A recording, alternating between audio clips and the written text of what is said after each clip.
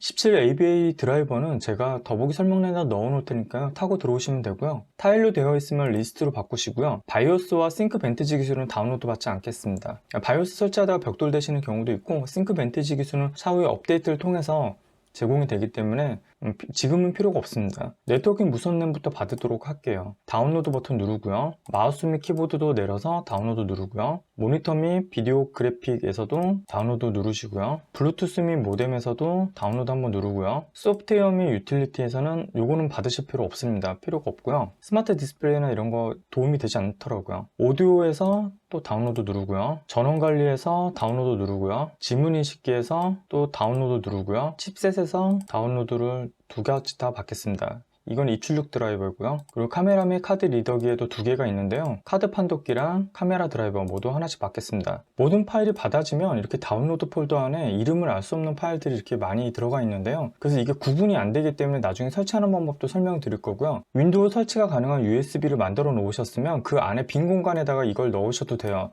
폴더를 하나 만드셔서 그 안에다가 17ABA 드라이버라고 만들고 모두 넣어 놓으셔도 되고, 좀 USB가 느리다 싶으시면 다른 빠른 외장 SSD나 외장 하드 등에다가 옮겨 놓으셨다가 나중에 윈도우 설치한 후에 드라이버로 옮겨서 설치를 하셔도 됩니다. 그럼 윈도우 설치 작업을 진행을 해 보겠습니다. 노트북을 켜고 USB를 꽂았을 때 이렇게 윈도우 설치 화면이 나와야 되는데 나오지 않으면 이제 부팅 메뉴가 좀 꼬인 건데요. 그럴 때는 전원 버튼을 누르고 F12키를 눌러서 부팅할 디스크를 선택을 하실 수 있습니다. USB로 선택을 하시면 이런 화면이 나올 거예요. 이 화면에서 다음 버튼을 누르시고요. 지금 설치 버튼 누르시고요. 제품키 없음으로 선택하시고요. 저는 윈도우 10 프로로 11 프로를 선택하고 다음을 누르겠습니다. 체크하시고 다음 누르시고요. 사용자 지정으로 하시는데 제가 지금은 이렇게 모두 설치가 된 상태인데 초기 상태로 좀 돌려놓을게요. 다 삭제하시면 되고요. 그 드라이브 0 할당되지 않은 공간 이렇게 뜰 거예요. 처음 받으신 분들은 이 상태에서 새로 만들기를 누르시고요. 적용을 누르면 바로 이게 하나의 통째로 드라이버가 만들어지는데 저는 추가 SSD를 장착을 할 거기 때문에 얘는 C, 나머지는 D로 이용을 할 거고요. 만약에 이거 하나로 통째로 쓰신다고 하면은 파티션 분할을 하셔가지고 C와 D로 나누셔도 돼요. C를 100기가 나머지를 D 드라이브를 사용하실 것 같으면 나누시면 되는데, 제가 지금 여기다가 기본적으로는 256기가가 들어가 있는데 제가 500기가 SSD를 장착했기 때문에 이렇게 보이는 거고요. 새로 만들기를 눌러서 C 드라이브를 할당을 해주셔도 돼요. 1 다음에 0을 5개를 붙이면 10만인데요 10만을 하면 100기가가 돼요. 확인 버튼을 누르면 이렇게 나머지가 97.5기가, 그 다음에 MSR 파티션하고 시스템 파티션 이렇게 나눠지는데, 자동으로 나눠지는데요. 그래서 이게 C 드라이브로 이용할 거고 나머지를 D 드라이브로 이용할 것 같으면 또 새로 만들기를 누르고 그냥 그대로 적용을 누르시면 이게 통째로 D 드라이브가 됩니다. 얘가 C, 얘가 D가 되죠. 그리고 얘도 포맷을 여기서 한번 해주셔야 돼요. 그래야지만 이게 인식이 돼요. 윈도우 들어갔을 때. 그 다음에 얘 같은 경우는 포맷을 안 해주더라도 여기다 직접 다음을 눌러서 윈도우를 설치하시게 되면 바로 C 드라이브로 잡힙니다. 일단 저는 이걸 통째로 사용할 거기 때문에요. 모두 삭제하고 처음에다 그대로 설치하겠습니다.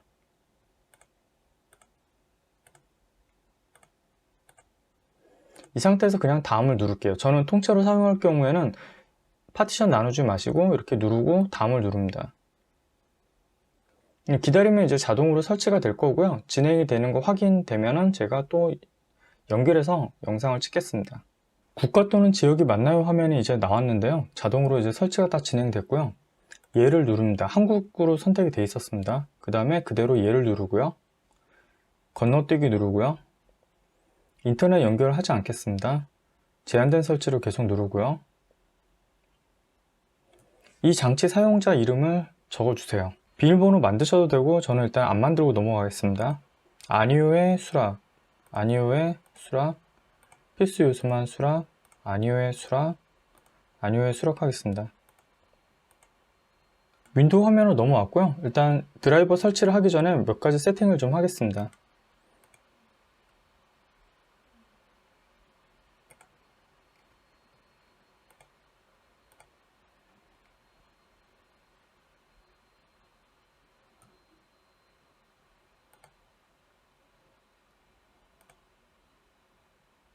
마우스 포인터 속도를 좀 최대로 좀 올려놓는 걸 좋아해서요.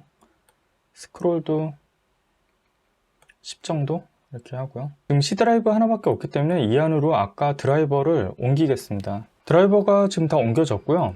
크기 버튼을 눌러서 가장 적은 용량을 메뉴로 올라가게 하고 적은 용량의 것부터 하나씩 설치를 진행하도록 할게요. 더블 클릭하시고요. 이게 진행을 제가 좀 빠르게 할 건데 이건 편집 없이 제가 시간을 좀 배속을 굉장히 빠르게 해 놓을 거예요. 그래서 좀 너무 빠르시니까 유튜브 설정해 보면 배속을 낮추는 기능이 있잖아요. 그래서 몇 배 이하로 낮추는 거를 선택하셔서 보셔도 됩니다.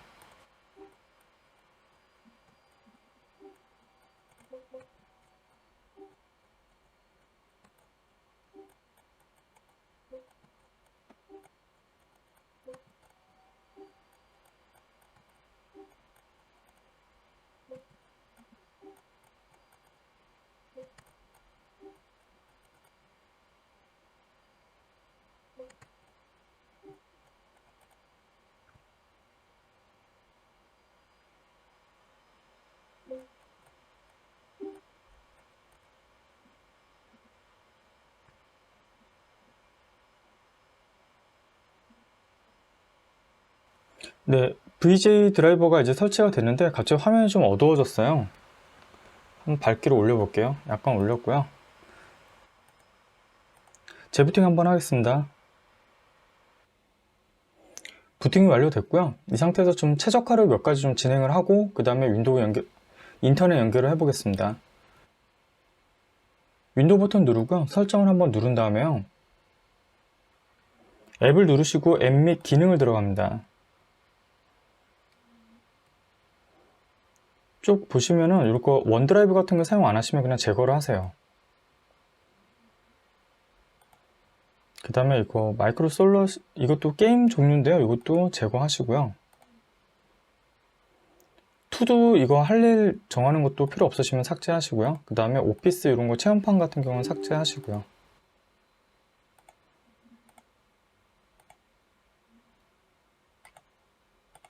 파워 오토메이트도 일단 제거하겠습니다. 쓰실 분들은 쓰세요.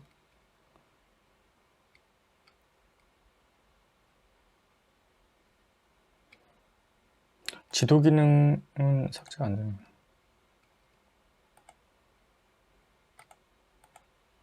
피드백 허브 제거하겠습니다. 팁도 제거할게요. 캡처는 제가 다른 걸 쓰긴 하는데 이거 쓰시는 분들도 있기 때문에 이거는 쓰시는 분들은 편하게 사용하시니까 놔두도록 할게요. 그 다음에 오프라인 지도를 누르시고요.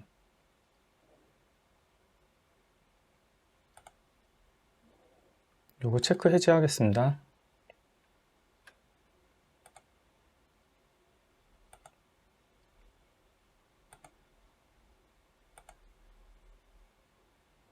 웹사이트 앱에서 이거 지도 체크를 모두 끌게요.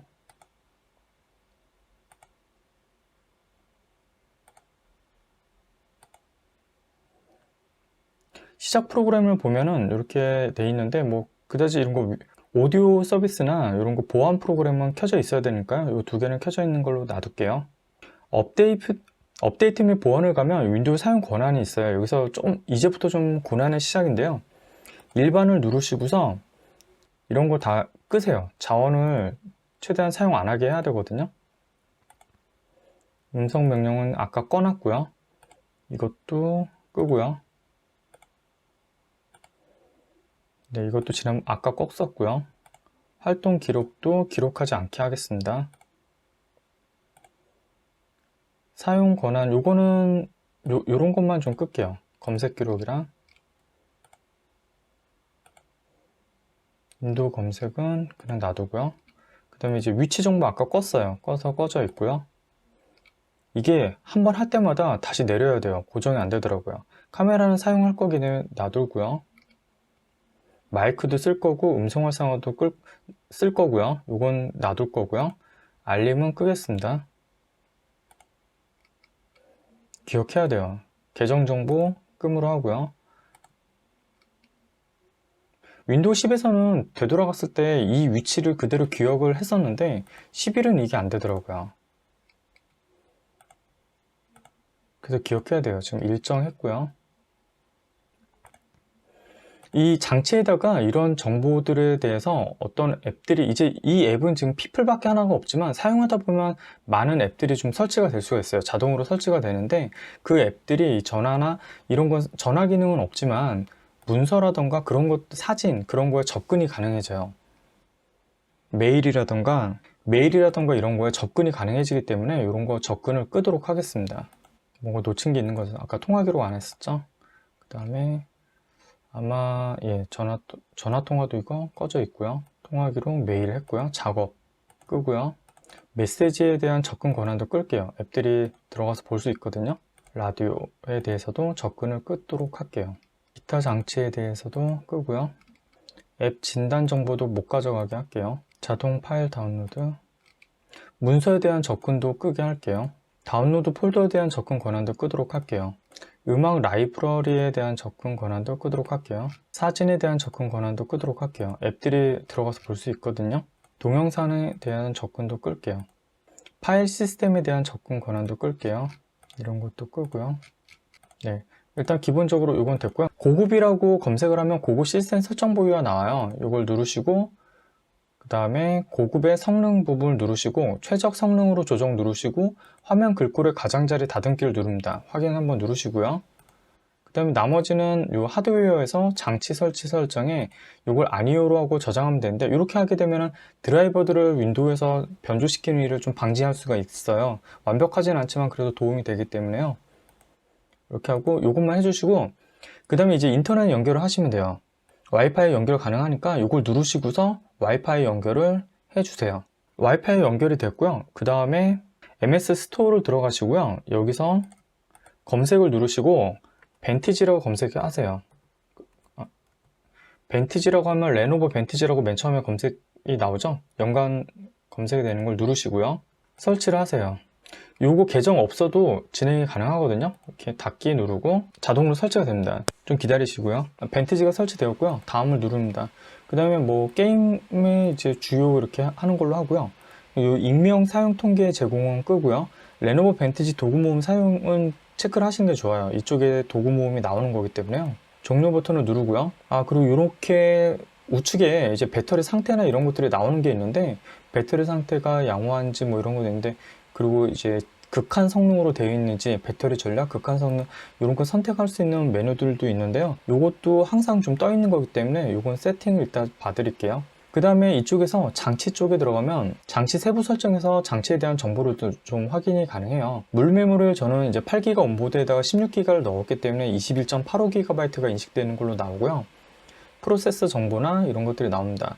장치에서 전원을 한번 누르시면은 이렇게 나와요. 여기서 신속 충전을 누르시면은 100%까지 충전이 가능한 거고요. 보존 모드 사용하시면 75에서 80%까지만 이제 배터리 충전이 됩니다. 저는 이걸 좀 추천을 드리고요. 배터리도 오래 사용 가능하고 수명도 많이 늘어납니다. 스마트 전원은 일단 극한 성능을 놨어요. 이제 최대 성능이 나오는 세팅 자체가 벤티지가 켜져 있어야 되고 요 극한 성능이 켜져 있어야 됩니다. 그리고 전원 설정에서 덮개 열면 시작 요거 버튼을 누르시게 되면은 이걸 열어 놓으시면 덮개를 열었을 때 바로 부팅이 됩니다. 그리고 USB 쪽에서 노트북이 꺼져 있더라도 전원을 공급하는 부분을 제공하느냐 아니냐 하는데요. 저는 이건 꺼놓고 사용합니다. 그 레노버 벤티지 도구 모음이라고 있는데 저거는 지금 여긴 좀 있으면 생길 건데 여기 메뉴가 이렇게 떠요. L이라고 L마크가 있는데 이걸 누르면 바로 빠르게 설정 가능한 기능입니다. 이 배터리 유제시 아까 우측에 있던 요건데요. 요거를 보고 싶으면 켜놓으시고 아니면 이렇게 하면 꺼집니다. 없어졌죠? 그 다음에 메뉴로 올리시면 이렇게 방금 한 게 이렇게 다 한 거예요. 그 다음에 오디오 한번 눌러보시고 돌비 오디오가 체크되는지 보시고 하나 더 체크를 하겠습니다. 그리고 디스플레이 및 카메라 이런 것도 보실 수 있는데 이 디스플레이 색상 온도라는 거 지정이 가능해요. 그래서 그 눈이 피곤하지 않게 뭐 아래로 내린다고 하는데 저는 그 6500 정도로 해서 재부팅 한번 해야겠네요. 지금 갑자기 내렸더니 내린 상태로 그대로 유지가 됐어요. 다시 올라가네요. 다시 올리고서 6500K로 저는 이렇게 세팅을 맞춰놓고 쓰고 있습니다. 근데 입력 및 액세스를 들어가면 펑션 키를 사용할지 특수 기능 키를 사용할지 등을 선택할 수 있어요. 이걸 누르게 되면은 그 키보드 레이아웃 위에 F1부터 F12까지 위에 있는 특수 키를 쓸 수 있고요. F1, F12부터 쓰고 싶으면 이걸 체크를 하시면 돼요. 그 다음에 추가적으로 이쪽에 보면 성능 향상이라는 메뉴가 숨어져 있는데요. 이 성능 향상을 누르시면 네트워크 부스트라는 거를 이건 재부팅한 후에 지금 되네요. 드라이버를 설치하면 네트워크 부스팅 기능을 사용할 수가 있습니다. 재부팅 한번 해볼게요.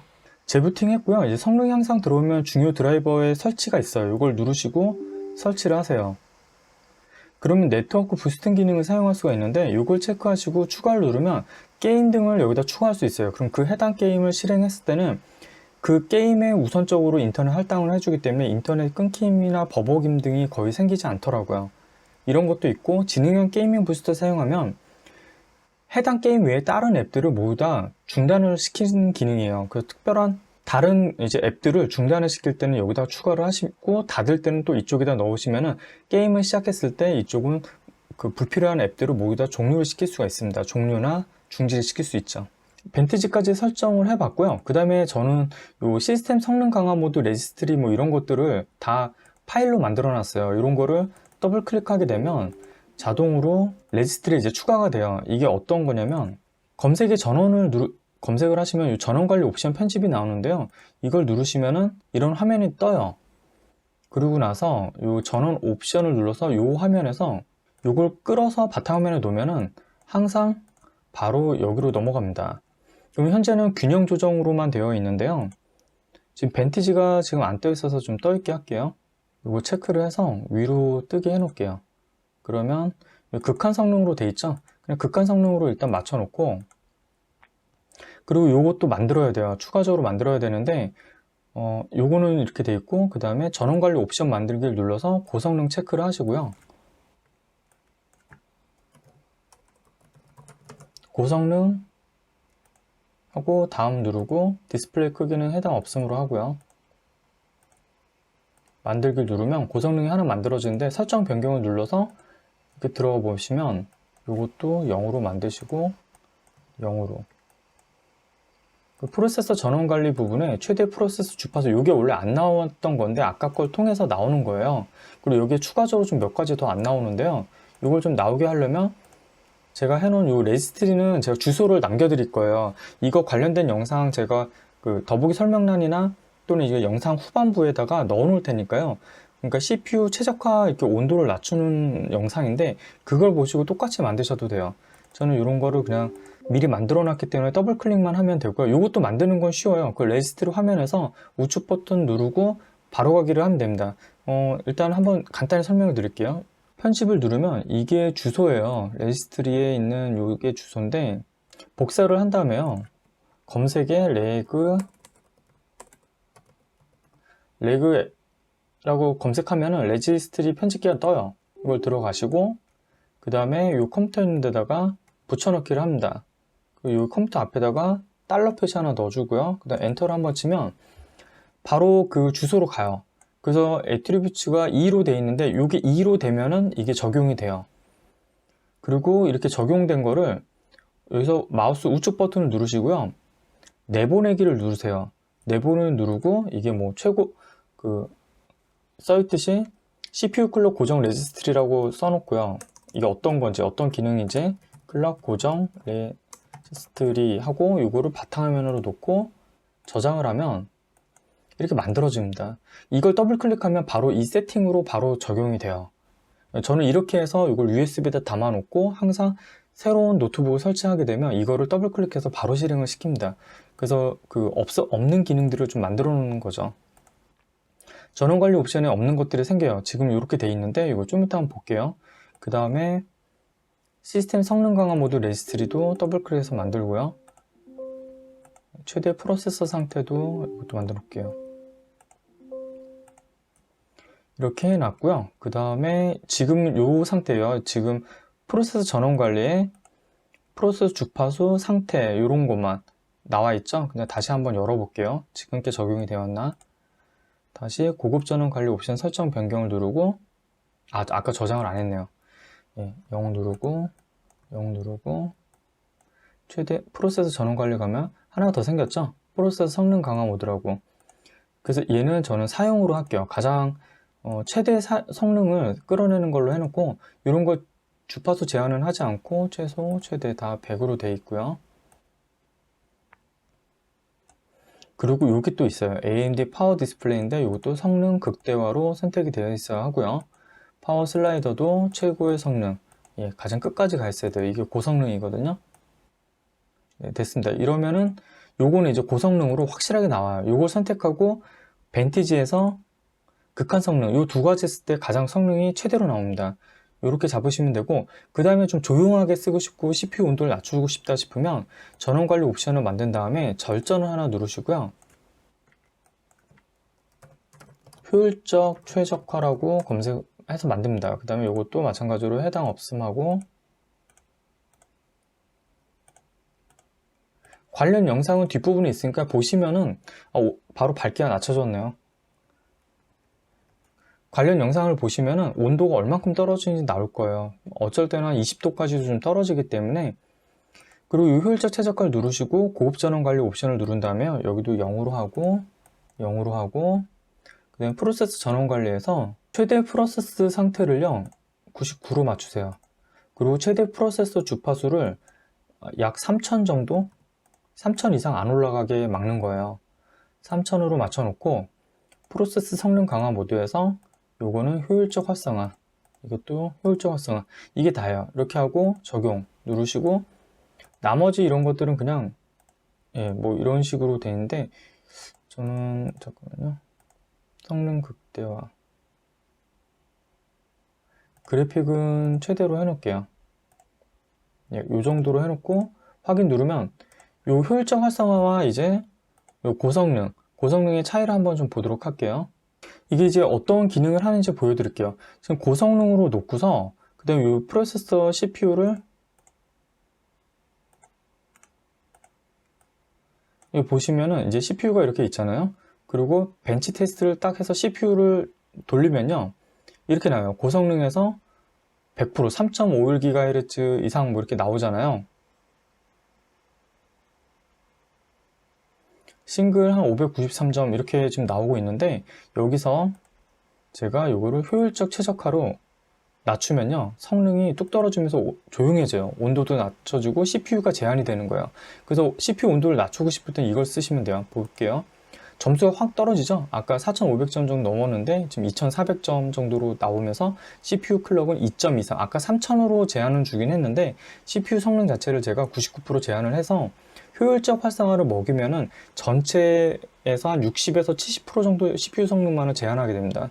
싱글 성능도 아까 595점이 넘었었는데 300점을 제한이 되고, 당연히 CPU 클럭을 제한해서 전력 사용량과 CPU 온도가 줄어듭니다.